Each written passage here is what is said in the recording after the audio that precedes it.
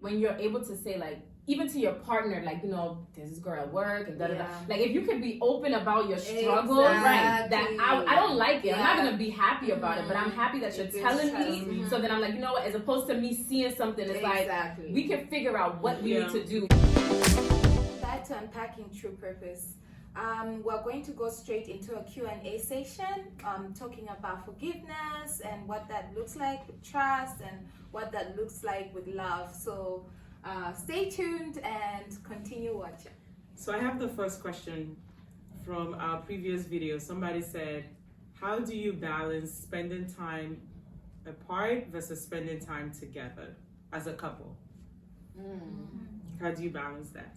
How do you balance spending time apart and spending time together? I mean, I think that's, like, just making sure you have time. Like, let's say you're married, right? And you're always with your husband and you're always with your wife. Like, how do you still make time to have things that you like to do, or still hang out with your friends, or do things that are still not just like always we're together. Like, how do you still make time for yourself individually and still as a union? So make time for yourself. I mean, with this, I don't understand. If you have friends who are female friends, and you guys decide to have a girls' trip, so go ahead. and your husband says no. So because there are some men that believe that when you guys get married, that you do everything together. And there's some wives who believe that too. And there are some wives that believe that you do everything together. So I guess the first question would be, is it okay if you want to do stuff without your spouse? Yeah. Like, if you no, want to hang with okay, boys. so you see, everything, it has to be in agreement. Okay. Do you understand? Okay. So many a times, you know, men don't like to do everything with their wives. So when the guy wants to do everything with you, that means it's like, okay, you get what I'm saying? What does it mean? Like, they really like you?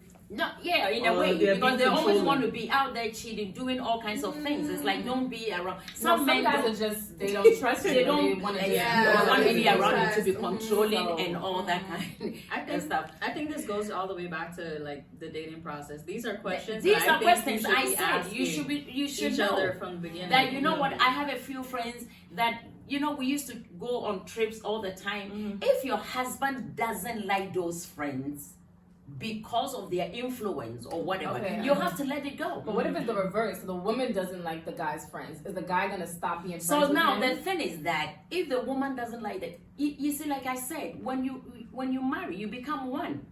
So are you going to please your friends and come home and you are ruining your own marriage? So then what should they do in that situation if the guy knows his friends are not good influence, but those are his friends since childhood, they grew up together? So when you were dating him, you should have known all about that. Yes. You should have known all about that this guy likes sports. He likes to hang out with his friends. They like to go clubbing. You could not stop that. You endured it because you wanted to marry. You can't break up. So you see, I always tell people, if you can't stop it whilst dating, don't get into it.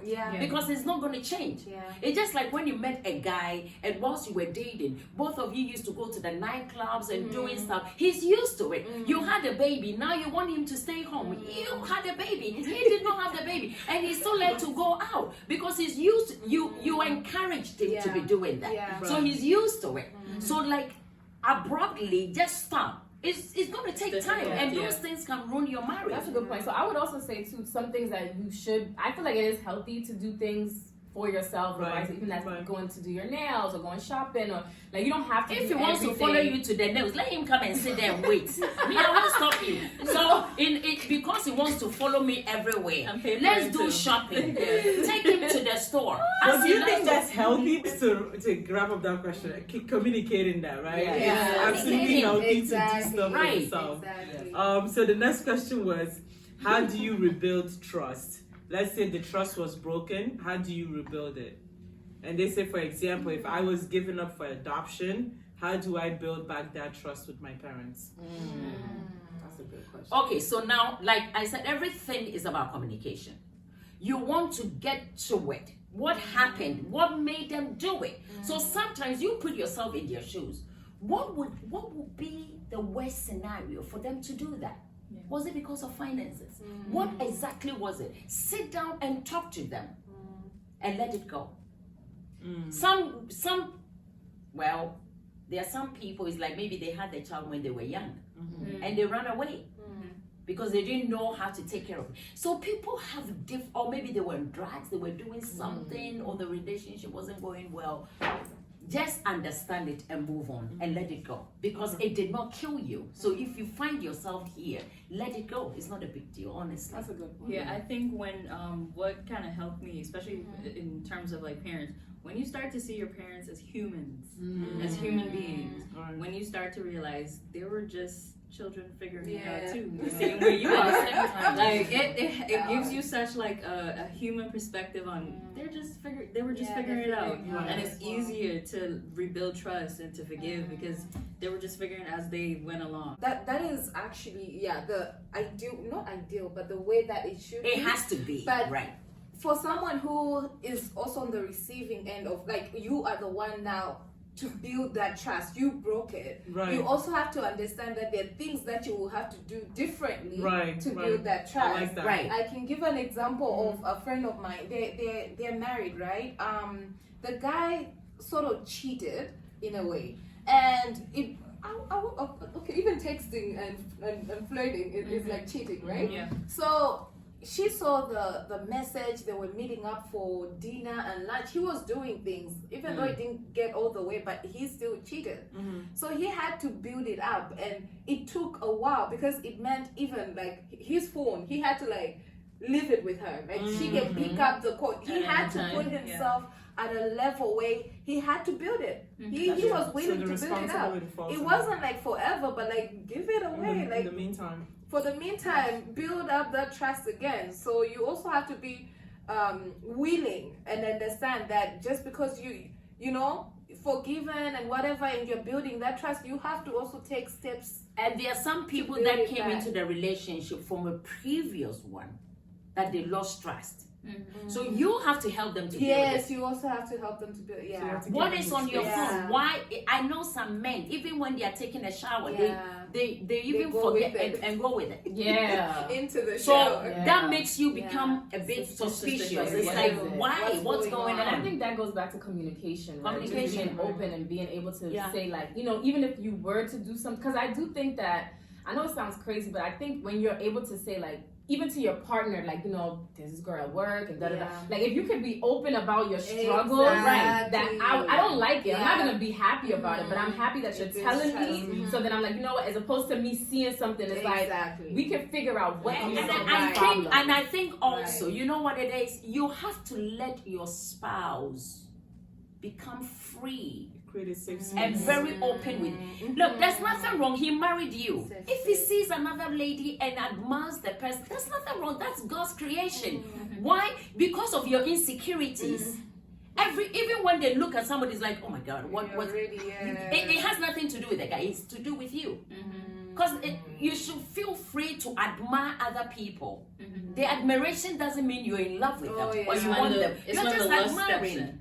You see what I'm saying? And I think that's what it is too, right? Just knowing your partner, right? And understanding. I think having that freeness is good. Like, we are free until you show me something that proves me knowing your partner. Let them be. Let them feel free to admire other human beings. And I think that's right. And I think that's okay too. But I do think that it goes back to knowing people and their insecurity too. Because there's some guys, even if you say, oh my God, Idris Elba's cute, they'll be like, why you like Idris Elba? Like, you know, they get so... It's like, and I think it's the conversation that we had at one of our events where we're like, oh, if somebody posts their celebrity crush so many times, if you would have a problem. Let me tell you, you see, the thing is that, why am I even going to bother myself about this? Because you know what?